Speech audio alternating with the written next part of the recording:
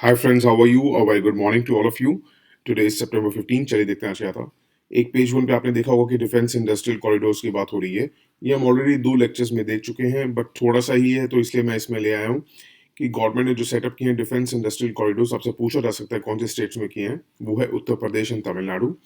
इन इसलिए क्या होगा इनसे, मतलब सेटअप करने से क्या होगा, बेसिकली इनको क्यों सेटअप किया गया है, that it will lead to increased defence production in the country, ताकि बेस बना सके इंडिया में। जो इतने बड़े हम इम्पोर्टर हैं, इम्पोर्टर टू एक्सपोर्टर कन्वर्ट हो सके। हो रहे हैं हम लोग, बट अभी नहीं हुए हैं फुल फ्लेज।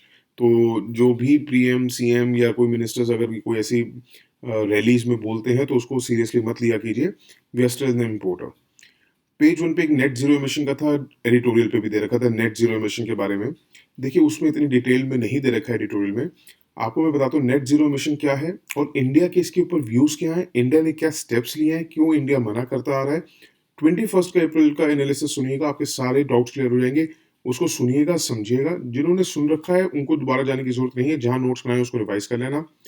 जो नए हैं उनको ये सिर्फ करना होगा कि पहले सुन लेना, उसके बाद जैसा लिखा हुआ है वैसे ही एज इट इज लिख लेना, आपके नोट्स बन जाएंगे। ऐसे ही आप एग्जाम में लेके आएंगे तो आपका आंसर राइटिंग हो जाएगा। फिर उसके ऊपर एडिटोरियल पे था इंटरनेट शटडाउन्स। हम बहुत ज़्यादा देख रहे हैं आजकल इंटरनेट शटडाउन्स होते हैं, इसके ऊपर हो सकता है क्वेश्चन आ जाए। पॉसिबिलिटी पूरी है मेंस में। तो देखिएगा, ध्यान से सुनिएगा कैसे लिखना होगा पेपर में। कि जनवरी 10 2020, आपको डेट ना भी याद रहे फर्क नहीं पड़ता है।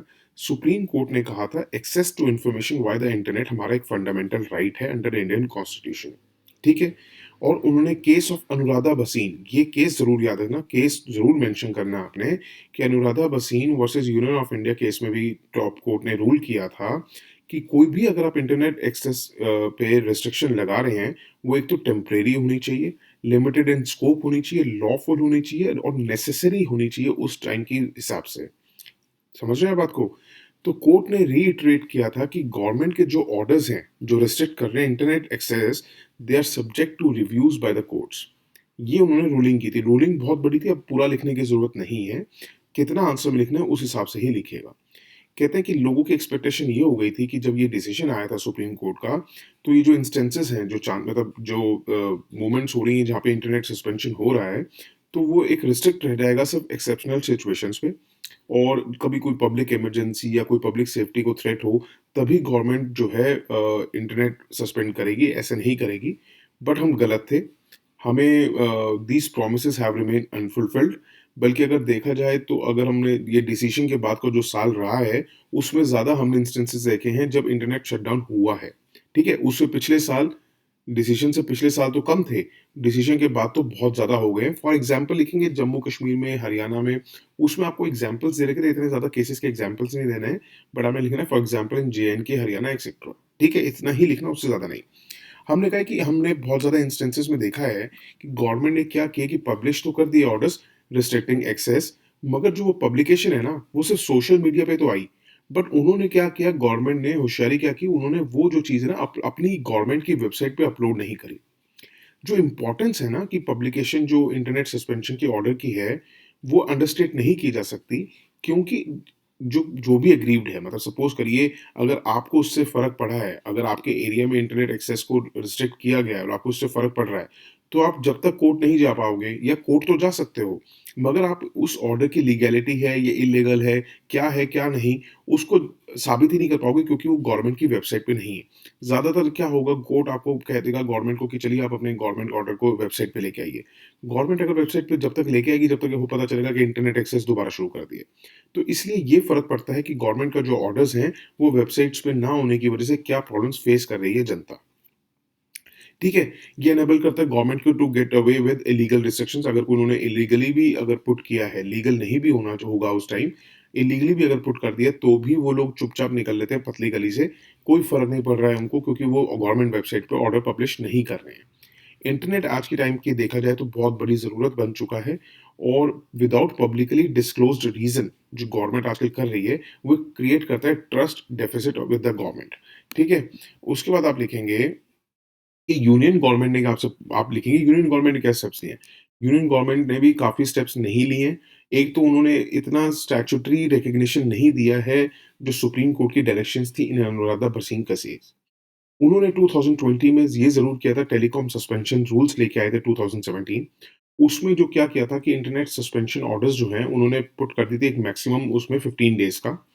बट उस अमेंडमेंट में उन्होंने ना तो ऑब्लिगेशन लाई गवर्नमेंट के ऊपर कि पब्लिश करिए ऑर्डर्स ऑन देयर वेबसाइट, ना ही उन्होंने सुप्रीम कोर्ट की डायरेक्शन को फॉलो करा, जिसमें सुप्रीम कोर्ट ने कहा था कि आप पीरियोडिक रिव्यू कराएँगे, जो भी इंटरनेट सस्पेंशन के ऑर्डर्स होंगे, किसी भी स्टेट द्वारा या कभी कोई भी अगर सेंटर दे रहा है, तो उसका पीरियोडिक रिव्यू होना चाहिए, वो भी उन्होंने इस रूल्स में नहीं लेके आया।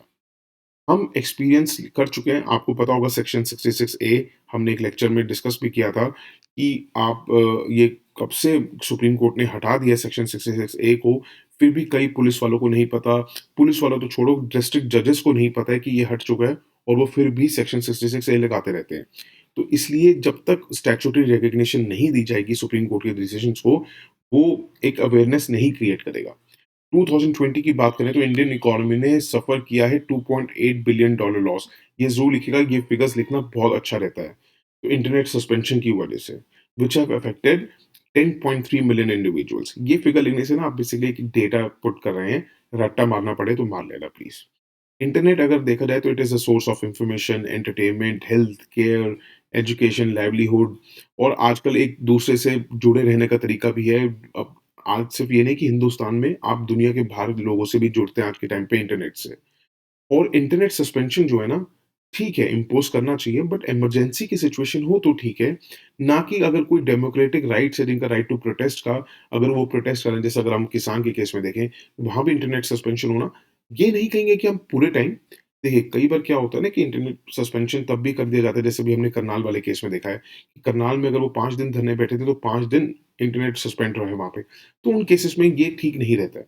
हाँ, जब थोड़ा-सा वॉलेटाइल हो जाता है या कुछ अ, हमें लगता है कि हाँ, खराब होने वाली है सिचुएशन, तब करना ज़रूरी है। मगर ऐसे टाइम पे कि नॉर्मल सिचुएशंस में भी आप कर दें, तो वो फ़र्क पड़ता है।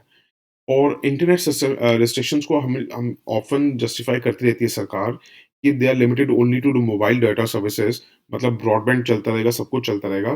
तो अकॉर्डिंग टू 2019 टीआरआई की जो रिपोर्ट आई थी, उसमें कहा था कि मोबाइल जो डिवाइस यूज़र्स हैं ना, जो मोबाइल का डेटा यूज़ कर रहे हैं, जो डोंगल यूज़ कर रहे हैं, वो 97% जनता वो यूज़ करती है। 3% ही लोग हैं जिनके पास एक्सेस है ब्रॉडबैंड इंटरनेट का। तो ये मत जस्टिफ़ाई करिए सिर्फ़ मोबाइल डेटा तक ही सीमित है। लोगों को 97% लोग उस पे ही निर्भर करते हैं। कंक्लूजन में क्या लिखेंगे कि फेथफुली कंप्लायंस करना होगा हमारे को सुप्रीम कोर्ट की गाइडलाइंस का एग्जीक्यूटिव गवर्नमेंट को, ताकि हमारे ऊपर से ये टैग हट सके कि हम इंटरनेट शटडाउन कैपिटल है वर्ल्ड की और हम फुलफिल कर सके अपना डिजिटल इंडियाज़ का पोटेंशियल, ठीक है? उस पर एक पेज 10 पे था गुज्जर, बाकरवाल एंड गद्दी सिपीज़। ये थोड़ा-सा आप अपने देखिए, गद्दीज़ जो हैं they are also tribes found in Himachal Pradesh, तो ऐसा नहीं है कि सिर्फ़ जम्मू एंड कश्मीर में है। बट आपको गुज्जर, बाकरवाल्स, गद्दी सिपीज़ पे ज़्यादातर आएगा तो यूनियन टेरिटरी ऑफ जे-एंड-के ही के सामने ही होगा। तो अगर पूछा जाता है कहाँ पे है, तो you can put the option या आप you can choose the option कि जम्मू एंड कश्मीर में ट्राइब्स है। कई बार ट्राइब्स पे कोई क्वेश्चन आ जाता है। फॉरेस्ट राइट्स एक्ट जितना ज़रूरी है ना जानने के लिए यूपीएससी के लिए कि आपके ऊपर क्या क्वेश्चन आ सकता है, तो उन्हें प्रीलिम्स के 2-3 क्वेश्चंस भी देखे थे कैसे आते हैं और क्या ज़रूरी है, तो आप 14th मार्च का एनालिसिस सुन लीजिएगा। थोड़ा-सा सुनिएगा, बहुत रहेगा आपके लिए, ठीक है? That's it for today, thank you so much, have a nice day, take care, God bless you all. और हाँ, अगर किसी को कोई डाउट है कि सर मुझे ये न्यूज़ इम्पोर्टेंट लग रही थी, आपने नहीं बताई, क्या वजह हो सकती है, क्या दिक्कत है, तो आप प्लीज़ कमेंट डाउन करिए, विल आंसर इट, ठीक है? Bye, take care.